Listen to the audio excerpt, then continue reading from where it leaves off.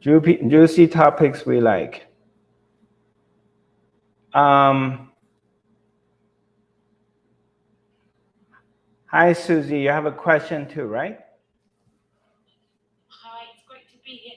Yeah, I put my hand up at exactly the same time as you asked that. Okay. I'm just going to say it anyway, if that's okay, about the topics of what I'd love you to talk about. I know it's basically the dark night of the soul. And if you've got any light on, I've done 35 years of mind, body, spirit, and I'm bored. I'm just bored. And what am I saying here? It's like, where do I go now? Yeah, it appears to be like you're not going anywhere, right? Is that how Right it feels? now, it appears pretty dark, and I've done a lot of work. Right, Yeah. right. Exactly. Let's laugh. So yeah, that's great to see you. Good. That's why you're here. I am here. Yeah, that's why you're here at this academy today. Yes, it is. Right. Okay, I like that. So, how about I'm going to talk about both of them. How's that? Brilliant. Okay, great. Well, welcome to the 5D Academy of Higher Consciousness. I'm Zarathustra, and I'm broadcasting from Tulum, Mexico. I'm very happy we're all here together. Somehow, through the grace of God, amazingly, our academy is happening. Um, there must be, when I think about it, it's very clear to me that there is the Supreme Being fully at work, and something way beyond uh, any of our desires or wills make these events happen. And to me, it's really amazing. It seems like we're all a bunch of people who come and sit together behind the computer, and we turn on the computer, we go on Zoom. Some are viewing through Instagram or Facebook or YouTube or Twitter, but it's still a miracle that it happens. And since we're very much used to the modern technology and all these different vehicles that we can connect with each other, we take it for granted. But this is absolutely a miracle that from all over the world, simultaneously, we're able to connect with each other. And besides connecting with each other, another incredible thing happens, that throughout these sessions, transmission takes place. And to the transmission, we feel the transformation. We can feel something changing, and something's penetrating into our psyche and affecting our beings. And there's an awakening, there's a change in our attitude and life throughout these gatherings.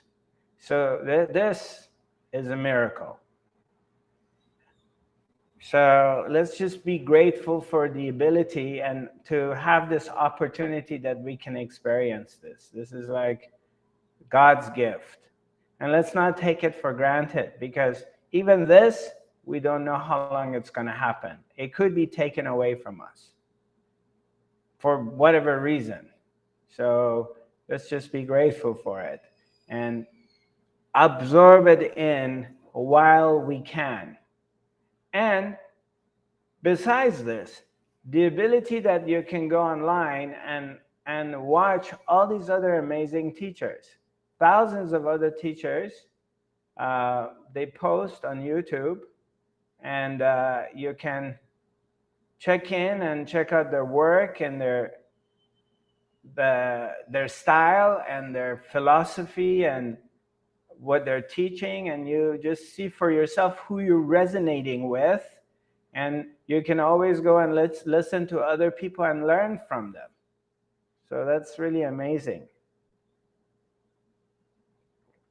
It's really incredible to do that. And So the topic, we have two topics today. They're very much similar with each other. One is that, okay, what's going to happen after I awakened, and what's next, what's after that, correct? Is that right, Julie? After your awakening. And another topic we have is the night of the dark soul, that I have been working on myself, and it's been a number of years, and I've done a lot of work, and I've taken a lot of different workshops. I've been with different teachers, and what's going to happen now? Nothing's happening. I'm in the same place I was 35 years ago, sort of. Okay, I want to read something for you. Just one moment. Give me a second.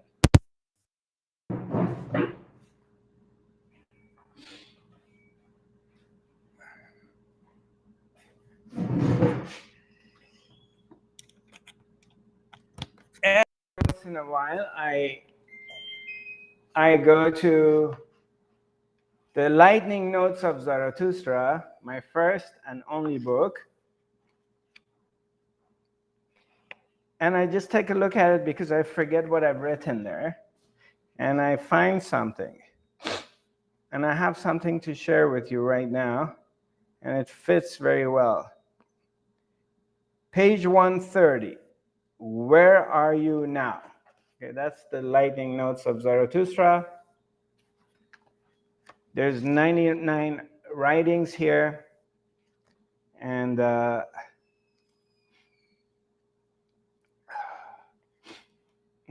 page 132.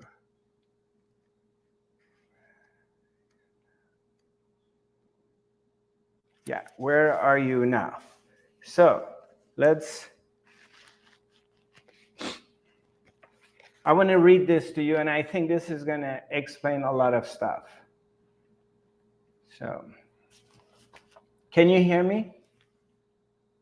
Yeah. Yeah, great. Cool. Everything's cool. All right, so it says, it's kind of, it's got a bit of a humor to it, okay? But I'm pretty much sure you're going to get it. It says, so you did the 90-day inner awakening course with Nithyananda. He's a guru in India. And you can even levitate. Wow. I mean, you've been working so much that you can levitate. You did the medicine journey with the Peruvian shamans in the Amazon, the 10-day Vipassana in Himalaya with the Tibetans, the Kunlun teacher training, the yoga teacher training, received a special hug from Amaji, the 7-day chakra clearing, and the 5-day cord cutting course. Osho's 21-day mystic rose, Prem Baba's ABCs of spirituality, the Hawaiian Kahuna's secrets to unlocking hidden powers, as well as smoking chillum with the sadhus in India. You had your various initiations, changed your name and shaved your head. You made peace with your inner child and had major breakthroughs with Tony Robbins. Does it sound familiar to any of you? Any of these things? Okay. You even went to a few of Zarathustra's fifth dimensional quantum healings. You have become a vegetarian and are working your way to become a breatharian. And you have been able to practice celibacy. I must say, I'm very proud of you and very impressed. You have accomplished a lot. Still, I have one simple question for you. Where are you now?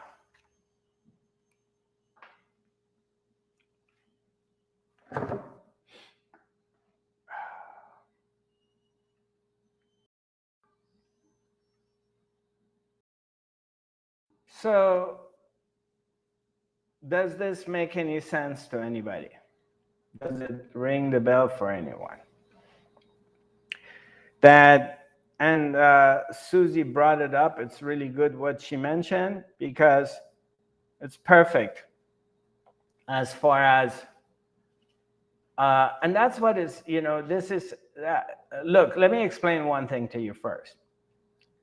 None of these things are wrong, and it's not right or wrong. So you have been doing a lot of different things. You know, I threw the fifth dimension, Zarathustra's fifth dimensional quantum healing in there, and that is a humor because I'm not excluding my work. So I brought up Osho's, other people's work, and I put myself in there too, in a way of, I'm kind of being sarcastic about it. And the sarcasm about this is actually, it's pointing out, it's a pointer. And the pointer is at, basically at the end of the day, we end up doing all these different work. And we've done, a lot of us have done a lot of therapy. And nowadays there's there's a whole series of new things added on to all the things that we had from before. You know, breath work, intentional setting, the power of visualizations and manifestations. There's all kinds of new teachers that are teaching you new stuff, and there's, you know, promises that you're going to get to the promised land.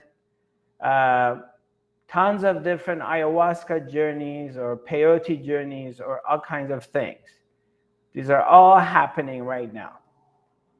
But what happens is that we get really high, and we get to these places that we have these realizations, but ultimately we fall back into our own self. We always come back, we get really high, but we're always, after the high is over, we always fall back to where we were at.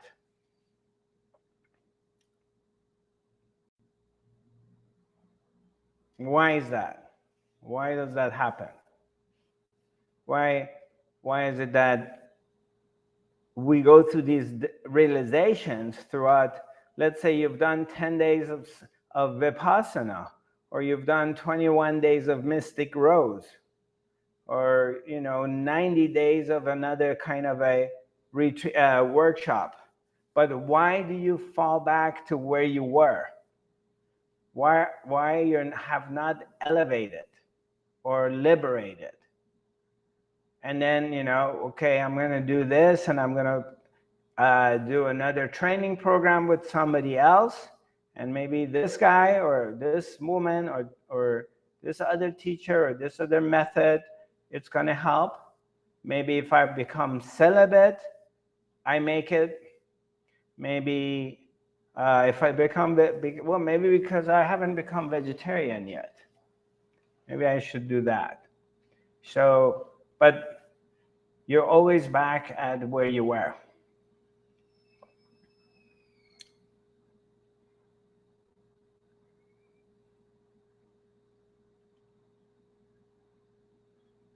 So I'm going to give you the answer and tell you why we don't get to where we want to get.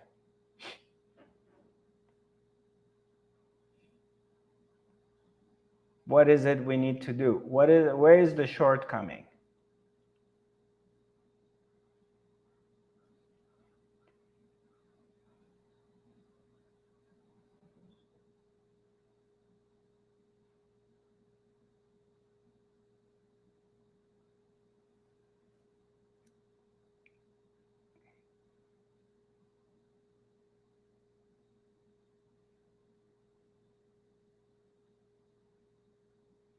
You know that, go ahead.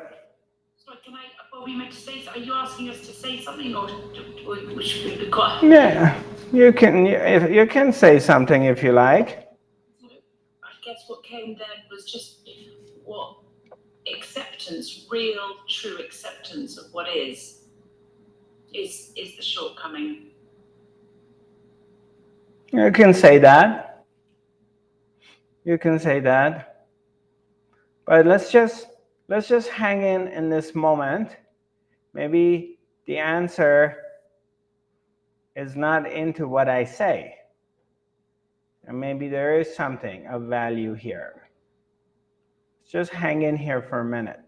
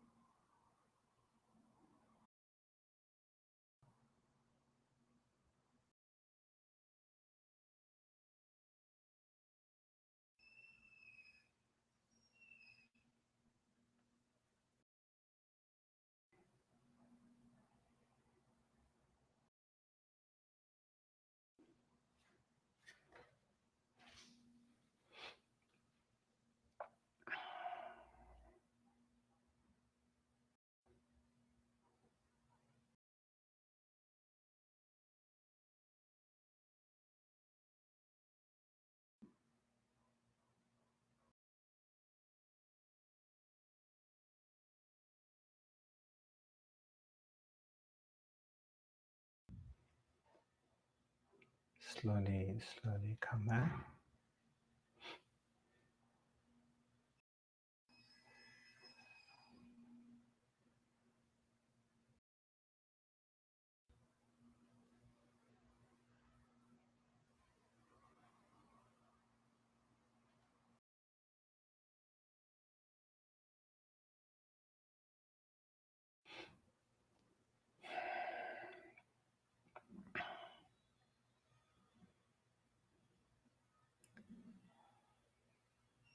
Slowly, slowly come back.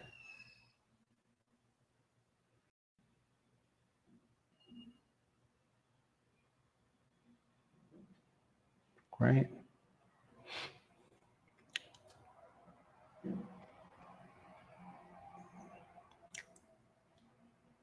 This is the answer.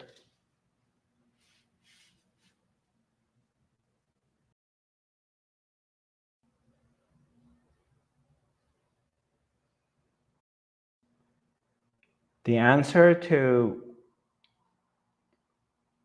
why I've done years of work and I haven't gotten anywhere.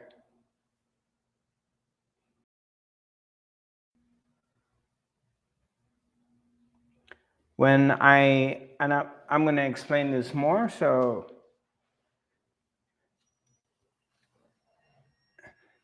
in some way, there's an extreme simplicity to it. And in some way, and it's extremely complicated. So this is one of the paradoxes of the spirituality, because it's this and it's this, but it's not this and it's not this. And it's very difficult for the spiritual seeker to understand it, because the spiritual seeker wants to understand it with their mind. We want to get it with our mind so the mind can conceptualize it and make sense of it. But this one, it doesn't make any sense to the mind, because it's the end of the era of the mind. It's the death of the mind. This is in the absence of the mind.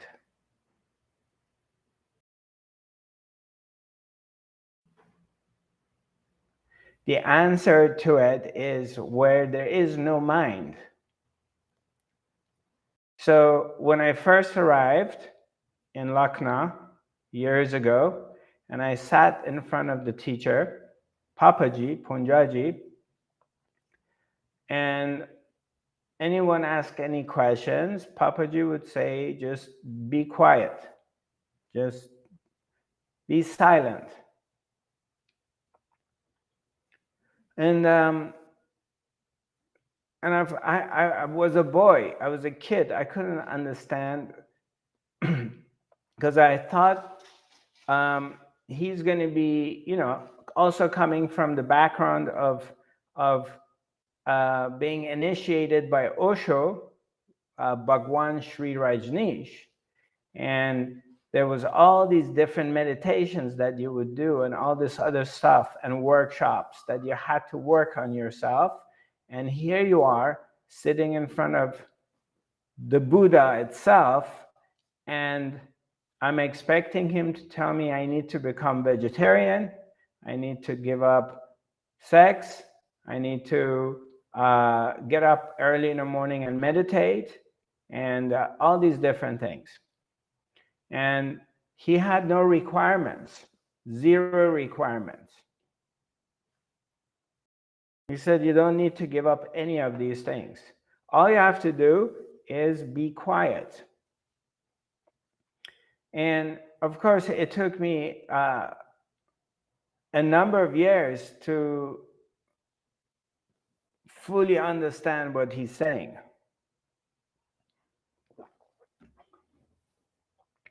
What do you mean by being quiet?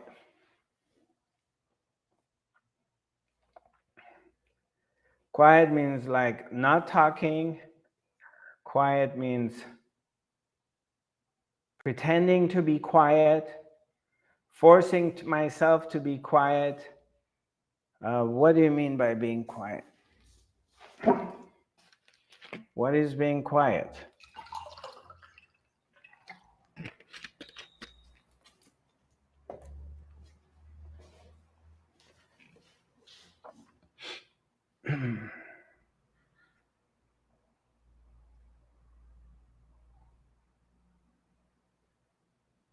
You kind of, it's very interesting that if you begin to implement being quiet in your life, being still or being silent, you literally, after a very short period of time, you have to go through this part that is uncomfortable and it's kind of weird.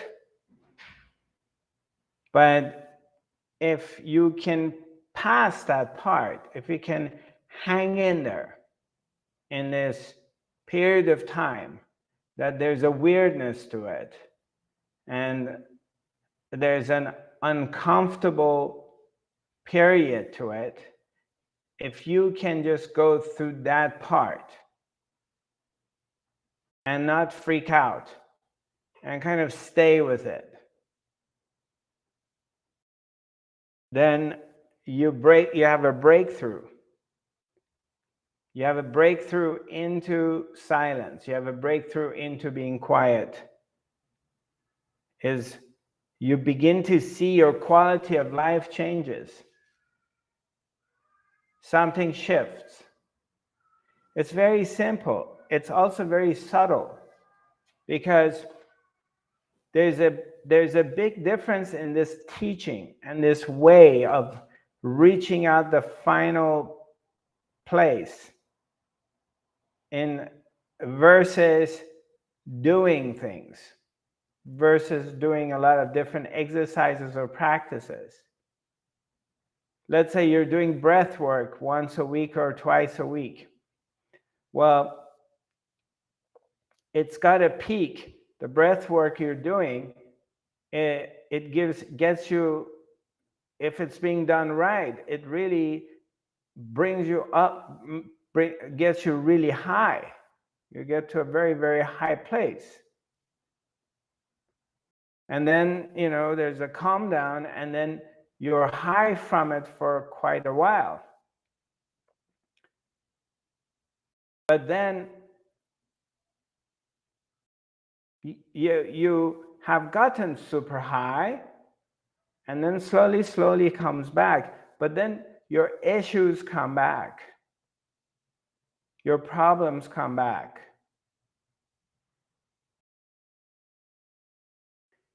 This work is different. It doesn't have a lot of highs, because it's not designed to make you high in this way. It's very subtle. And in being subtle, because you're quiet, you learn to be quiet. You've been quiet here. And by being quiet here means that you systematically going beyond the mind and not activating the mind. And step by step, you go beyond that. And eventually you're going to find yourself that you're, throughout the day or throughout your time of life, you're just very quiet. You don't have questions. You're not trying to solve anything. It's just thoughts don't really rise for you.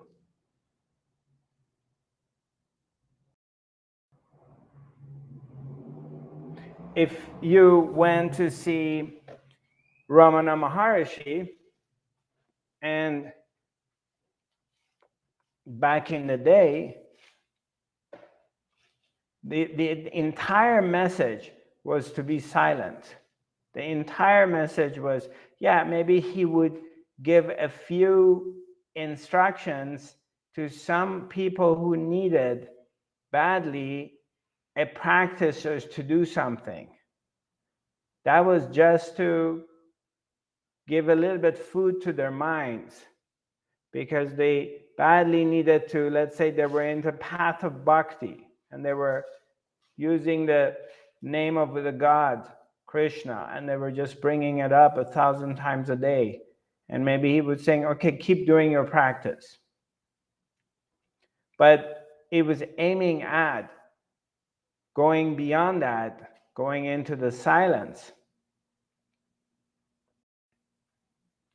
So back to the original question Susie asked, which is wonderful, is where you're at is in a very, very good place in your spirituality. This is, you're on the edge of a breakthrough. It's like a wonderful, wonderful place to be. Because for 35 years, you've done everything. And now you're at this place. And very honestly, truthfully, without any bullshit, without any pretending of anything, honestly, you have come and said, okay, I'm frustrated. What do I do? What am I supposed to do now? This is an amazing place to be right now. And the answer, I don't know, I know you got up, you left, you went somewhere. I don't know if you heard what I was saying on that part, but yeah, you did. Great. You heard it. You heard it. Great. Is now that you've tried everything, your mind cannot play any tricks on you that you need to do another training program or you need to do another whatever it is. Because you tried everything, and don't take me as an insult. Don't take it as don't be offended by what I'm saying, okay? Because it's not meant to offend you by what I'm saying. It's actually, it's the other way around. You can use, when the mind comes that I need to do something else, I need to do this or do that, you can easily use that and say, okay, I've done it all. Now I'm not listening to you anymore. Now I'm just going to be quiet. Means even when this question comes, like, I've done all these things for 35 years and I'm in a rut and I'm in the same place I was 10, 15, 20, 30 years ago. So this is the dark night of the soul. Boom. That's where the transformation takes place. Because what is that? Who just said this is the dark night of the soul? Where did they say it? Did they send you an email? If somebody came and knocked on your door and gave you a piece of letter, mail? It's the mind comes and says, I'm frustrated. I'm at the same place I was before. This is the same mind that's been playing these tricks for past 35 years. It's time to see it. It's time to recognize it. And it's time to completely ignore it.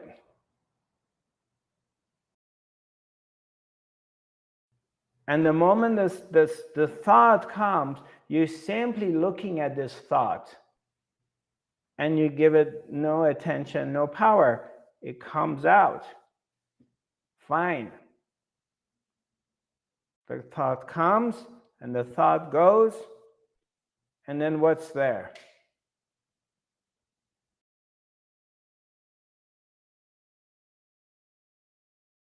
The real you is here. The observer is here. And where has been this observer all this time? Who has been observing 35 years of hard work? To whom this hard work has appeared and disappeared. We have never questioned that.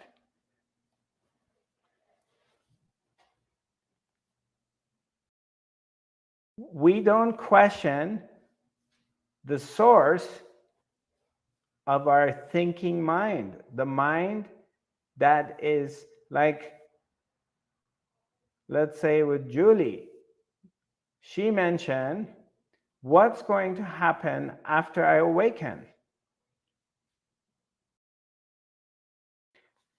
Who is asking that question? Who wants to know that? It's not Julie who wants to know it, it's the mind. Julie's mind wants to know, because there won't be a mind left.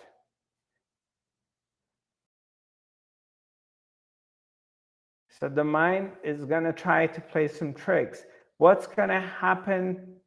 This is the question if you pay attention to it. This is exactly what goes on in your head. What's going to happen to me after I awaken?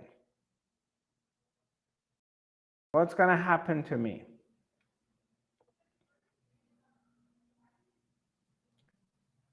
Who is this me? To whom?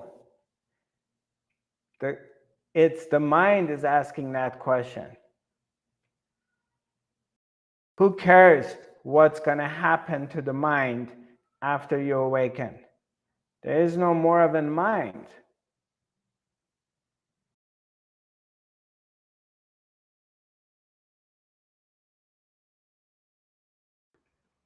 There's no more of a mechanism asking that question any longer. So the question is irrelevant. And the same thing, I work for 35 years, I work for 20 years, 15 years, 10 years, whatever it is, it doesn't matter.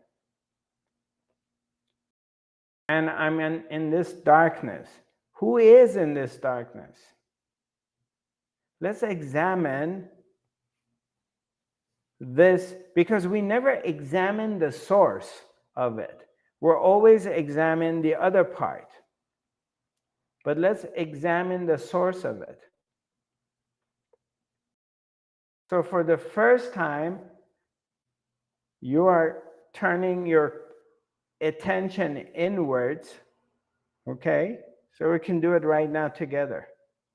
For the first time, we're going to turn our attention inwards and follow these thoughts. Okay, let's say there's this question. What's going to happen to me after, okay, Zarathustra, I'm going to take this private training program with you, and if it's successful and I awaken, what is it going to be like after I awaken? Okay, it's a valid question. I'm not making fun of it. I'm just saying it's a very valid question. Okay, so let's look at it. After I awaken, what's going to happen to me? What is it going to be like? Okay, just follow this question. Trail this question and go to the source. Follow it inwards, not outwards. Follow this question inwards and see what you find. Where is this thought coming from? And you follow it inwards, what do you see? What do you come to?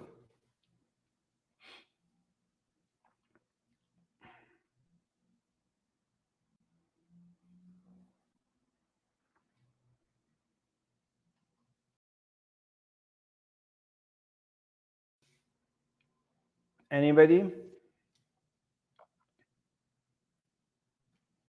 Julie, yeah? It's just silent. It went into silence. Beautiful. And let's do that. The 35-year of work that it hasn't brought me anything, this, which is, again, it's a fantastic question. This is a great place to be. But in the midst of the frustration and all the work we have done, everything has brought us to this pivotal point. This is where the transformation is going to take place. This is the golden moment. If you stay with it, if you just stay with it, because it's also could be uncomfortable and disturbing, but if you hang in there, don't go. Just hang in there and then see what you find. Ask the question and follow the question inwards and check it out.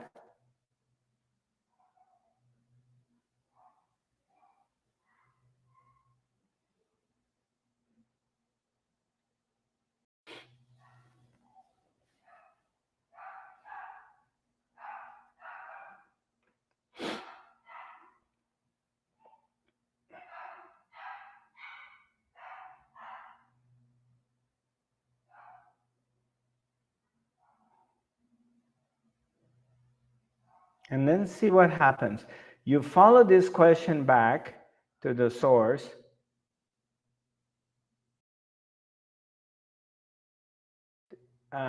Susie, can I ask you a question? Yeah.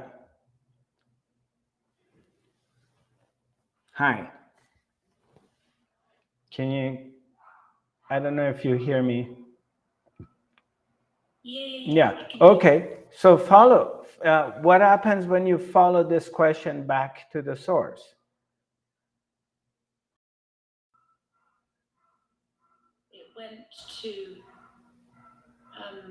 It went to silence. Okay. So space. It felt home. This space inside me. Yes. So, okay, in this space inside you, you go in here. Is there any questions? Is there any frustration in this place? None. None. And then the mind will come in again. It will come again.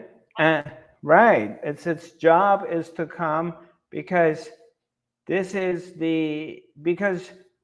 the mind is a wonderful servant, but is a horrible master.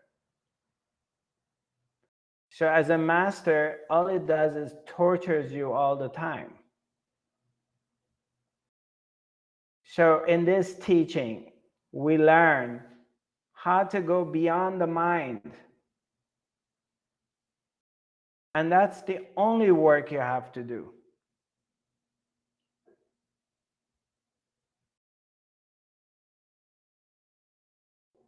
And it's a real discipline. It's a real discipline, or how I experience it.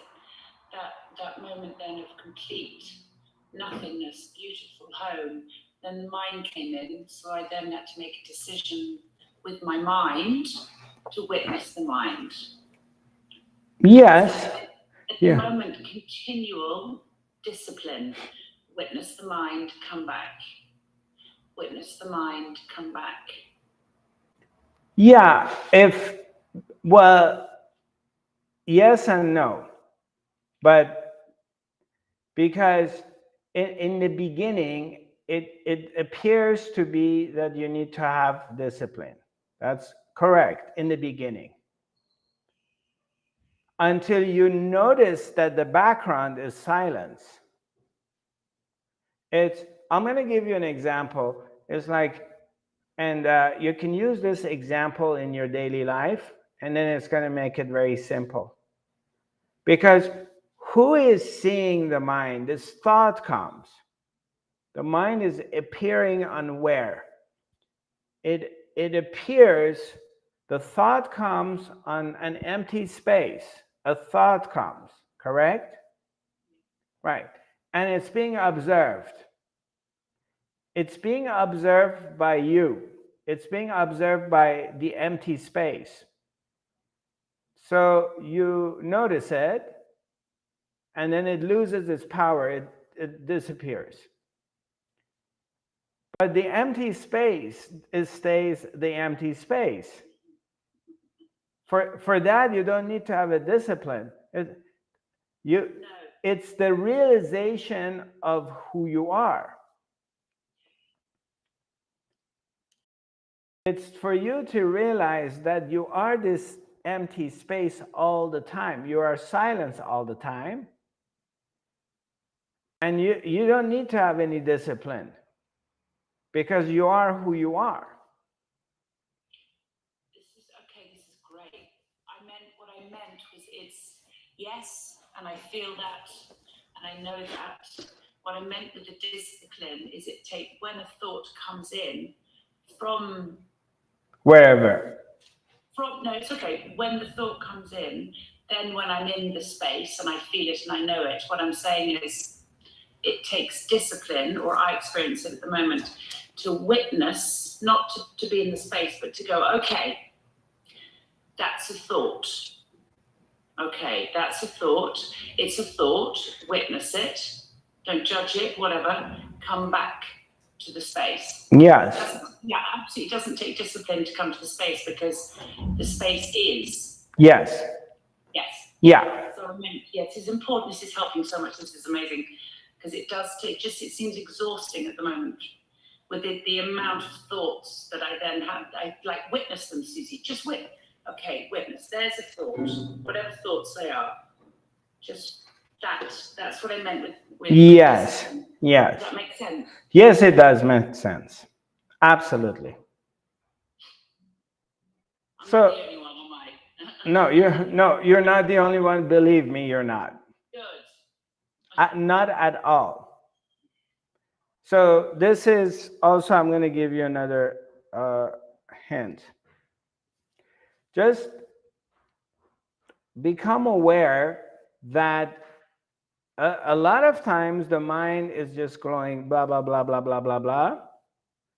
And this is like, it's like a radio, or the TV, whatever. You turn your radio on, TV on. Let's say I don't watch TV. Okay, you have your computer on.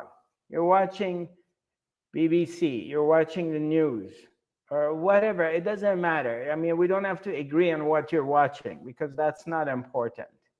But you're listening to something, and you're in a kitchen cutting some vegetables. So the sound of TV or radio is the background noise. You're not paying attention to it, but you're hearing it. The same thing is with the mind. You don't need to be engaged with every thought all the time because it's exhausting, but you're simply aware that there is noise happening in your head.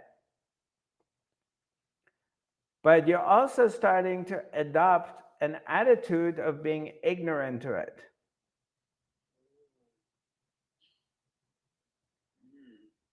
You don't pay much attention. And once in a while, something grabs you, like that thought, it grabs you.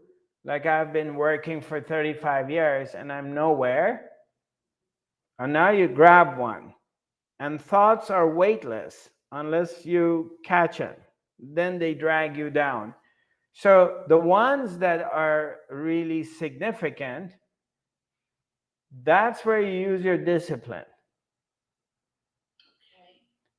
And you're simply identifying it, that this is one of those thoughts that's going to take me to the gutter. And you see it, it affects you, you feel it, and you just move on.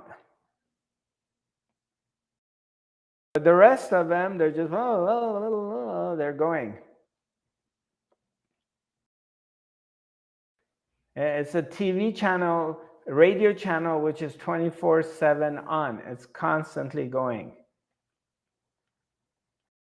But that's not who you are.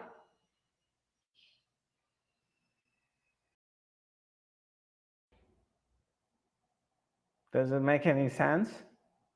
crystal Yeah. clear. Yeah. Beautiful things. Yeah. It makes, so the more you recognize the background, the more you recognize your nature is silence. It's a recognition. I always say to everyone, this is about the recognition of that, of a space that does not change, of the recognition of it. I'm going to use another example. The sky is always blue. That's a universal thing. No one, sky, everywhere you go in the world, the sky is blue. There is no nation or part of the world that you go to that the sky is pink. The sky is always blue. Now, you may have 5, 6, 7 months of bad weather. It's snowing, there's blizzard, it's raining, there's a lot of clouds. But at the end of the day, when all the clouds go away and you look up, the sky is blue. So this is something you know deep within yourself, because the sky is always blue. And no matter what happens, no matter how many years, how many periods of bad weather we've had, for months and months it's been snowing, for months and months it's been raining, but the sky never comes and say at the end, when everything goes away, all the clouds go away, the sun comes back, it's nice, warm, sunny, the sky doesn't come and say, you know what, my feelings are hurt, I am damaged, and I'm not going to be blue anymore, I'm going to have some scars on me. Because the sky doesn't give a shit how many times there's storms, how many airplanes have flown through it, and they've had chemtrails, or how many flocks of birds have flown through it, and the birds been pooping, and the poop has been traveling to the sky. The sky does not give a damn. At the end of the day, when all said and done, everything goes away, it's always blue. So you want to remember that you're the blue sky, the truth of who you are, Susie, the observer, the one who's aware. Now, it doesn't matter how many months, days your mind is going crazy and all these thoughts come and go and come and go. Weird thoughts, nice thoughts, creative thoughts, destructive thoughts, disturbing thoughts. Once you recognize who you are, they're simply thoughts. They cannot affect the truth of who you are, because you are the blue sky. You are silence. And because you're silence, they can appear and disappear on you. If you were not silence, you would have never known.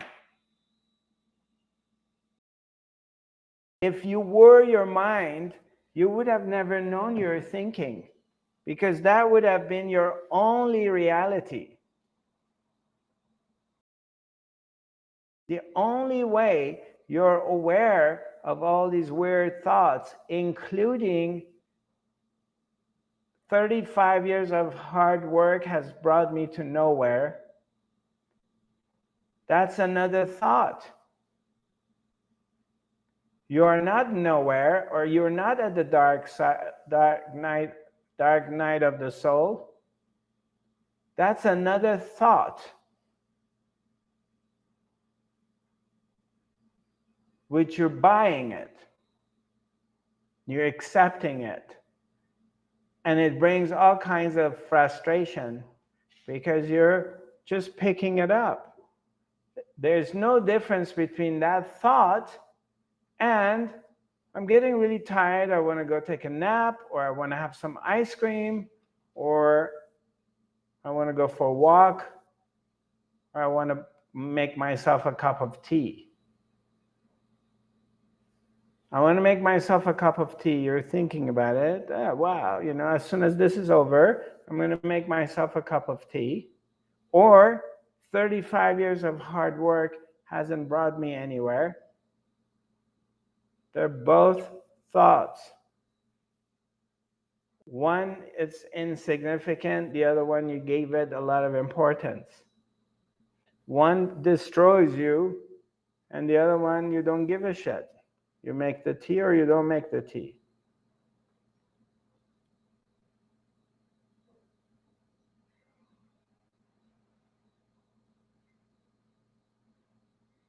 You simply learn to become ignorant to either of them. And there's a separation happens. And you see that none of them have any effect on you. They just come and go, come and go.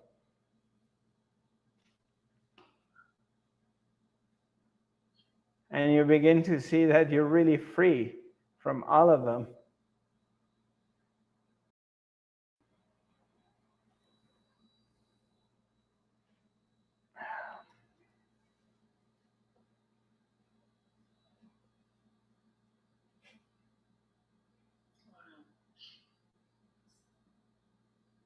Beautifully explained.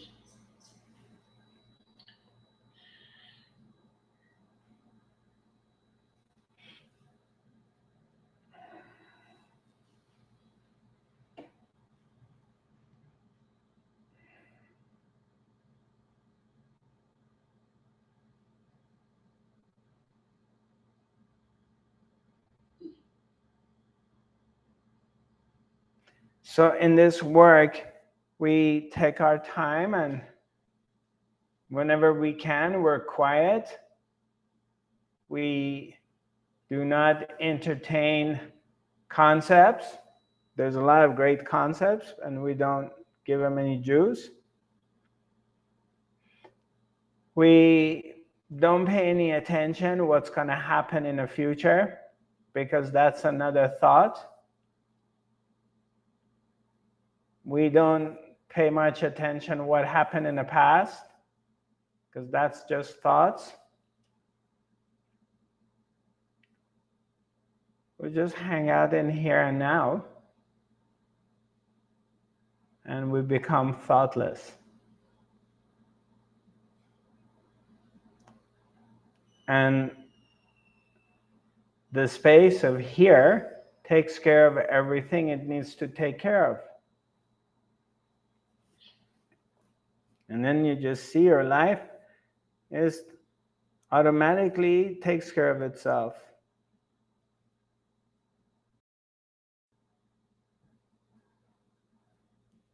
From this space.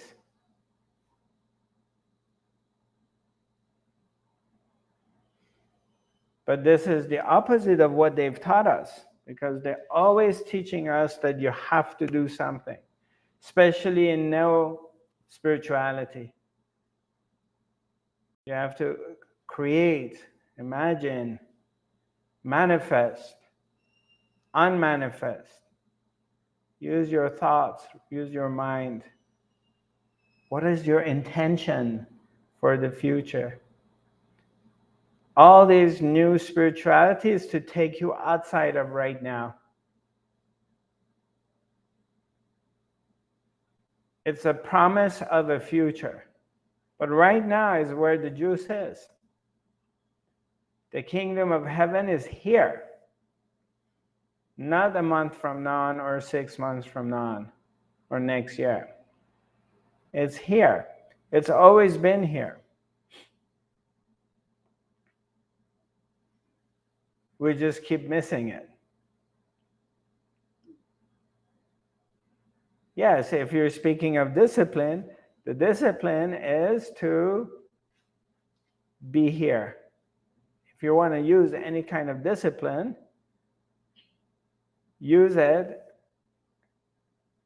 to retrain ourselves to be here only. Because this is the only thing that is. There's nothing outside of it. Everything else from the past is memory.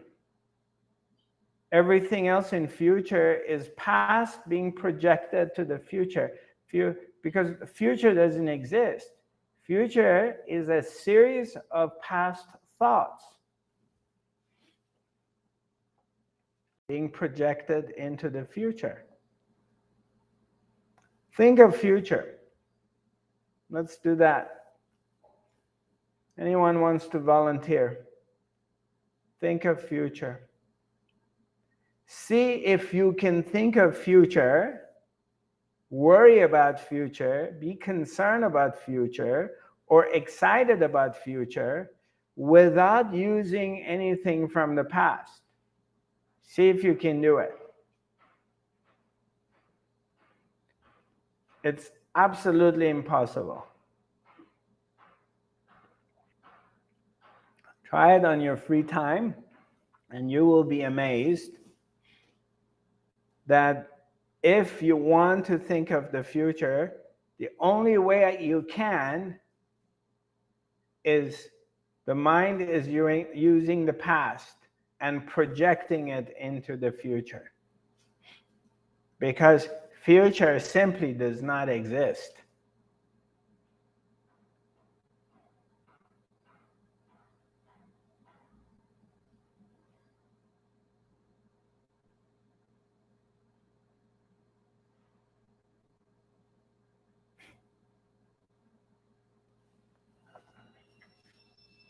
Or when we worry, what do we do mostly? We're worried about what's going to happen future. What's going to happen to me? What's going to happen to the world? What's going to happen to my children? You know? Is there going to be drinking water left? Is there going to be air? Is there going to be land? Is there going to be a nuclear war? What's going to happen to me? And then we go into the past and we're using imagery of the past and we're projecting it into future.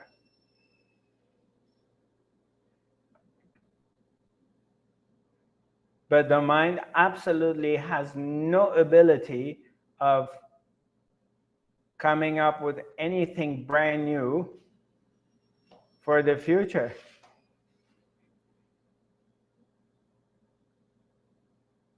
Because it's always dwelling in the past. It can't even be here. And this dude is the one who's running you.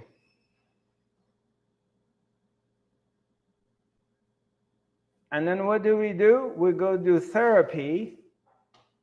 And where does the therapy take place? Let's say I go do some therapy with someone to solve some of my childhood issues. Well, where are the childhood issues? They're memories in the past. So I'm going to work on that. It means I'm activating my mind and I'm giving it more strength. I mean, once you start to seeing it, you realize how ridiculous it is. And you're actually going and spending money and spending a lot of time working on something that doesn't exist.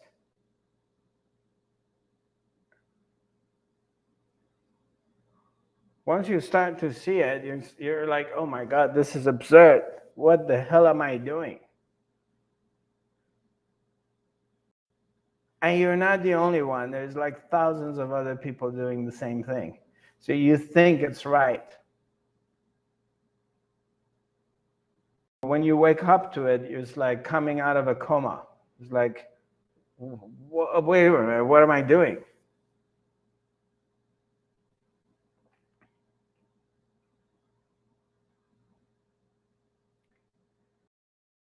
All right. Can I ask you a question? Yeah, sure. Is that why we are repeating the patterns from the past then in the future?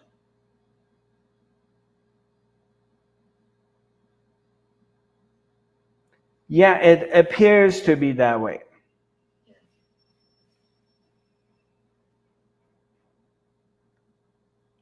Yeah. It appears to be that way. It looks like. But remember what I said, it appears to be that way.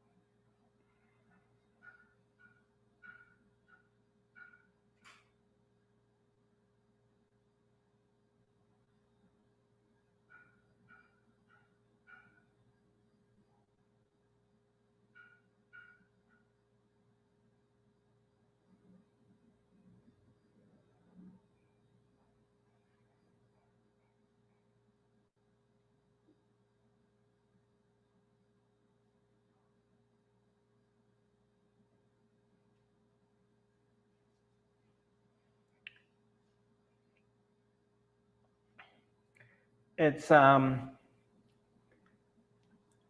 it's really amazing. I mean, you can't say this to ordinary people. I can't say this to my brother. I can't say it to my mom. I can't say it to my cousin. I can't say it to people who are practicing neo spirituality. But I can tell you that it's so amazing that when you're in trouble, whatever trouble you are, you missed your flight in between one country to another country, and you missed your flight. Your car broke down in the middle of the desert, California desert. It's 35 degrees. It's hot as hell, and you don't have any cell phone reception. You are stuck somewhere, I don't know, whatever situation, and you're completely stuck. And however you look at it, you see no hope of any kind of help.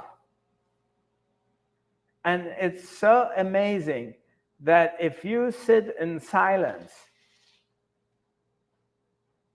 you're not trying to find any solution to save yourself. You just become quiet.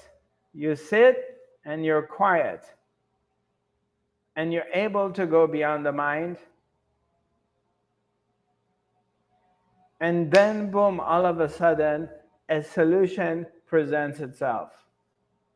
It may take 15 minutes, half an hour, 1 hour, but somehow a solution presents itself. It's just unbelievable. It's incredible. The more you the more you dive deeper in the world of silence, in inner world, the more you discover your the truth of who you are, the more you realize that all solutions, all problems come from this place, and all solutions come from this place. And it literally it creates an issue and it solves the issue. And you don't have to do anything about it. It's unbelievable. The deeper you go in, the more interesting it becomes. There's not a moment that it's dull. Like Julie was saying, what's going to happen after I awaken or become quiet? All I can tell you is more excitement and more excitement. It just gets very juicy. But it gets juicy, it's in its own way.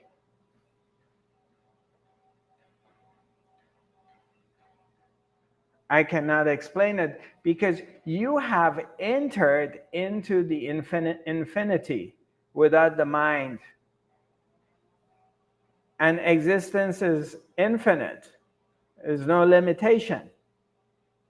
So anything becomes possible. You have tapped into a space which anything is possible.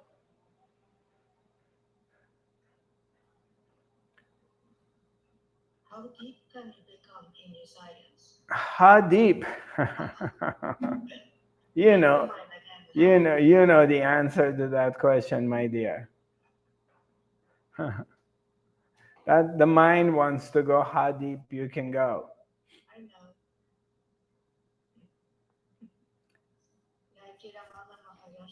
Right. Yeah, it gets deeper and deeper and deeper because, but who's there? Who cares? The I disappears. So there is no one to record it. No, it's not. Yeah, it's in the absence of the I thought. It's in the absence of the one who thinks has something to say here. You remove that one, then there's no one there. It's just life. And life is ever changing and juicy. It's quite exciting to experience that the science is more and more around me, So at the end, you don't understand that you don't think, you just are. Yeah. And all the operation happens from that place. Yes. Well, my dear friends, thank you very much for joining me. Our next academy is going to be next Wednesday.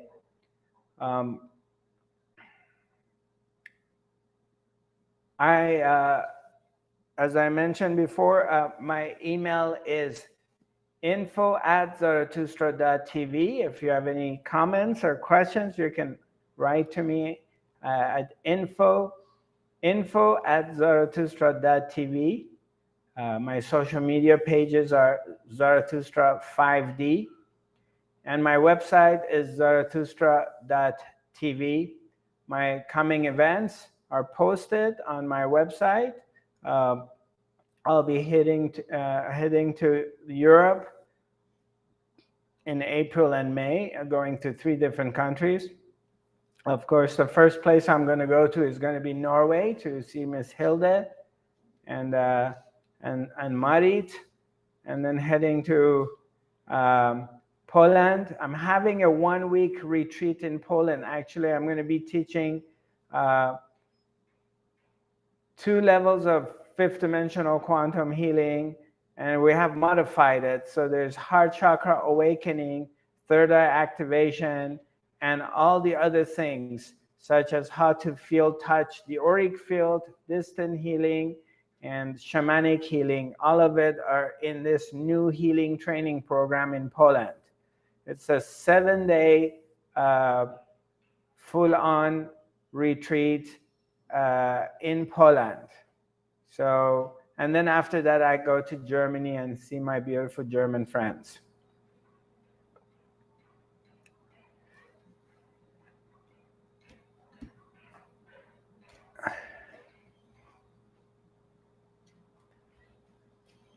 Feel free to reach out, and I look forward to seeing you, sending you love and light, and see you next week.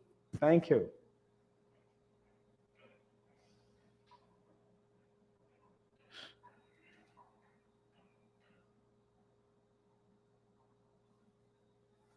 Okay, namaste.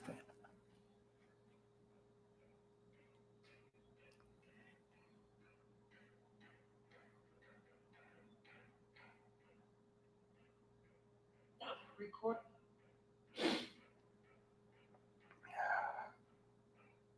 My friends from YouTube, Facebook, and Twitter, thank you very much for joining me, and I look forward to seeing you next week. God bless.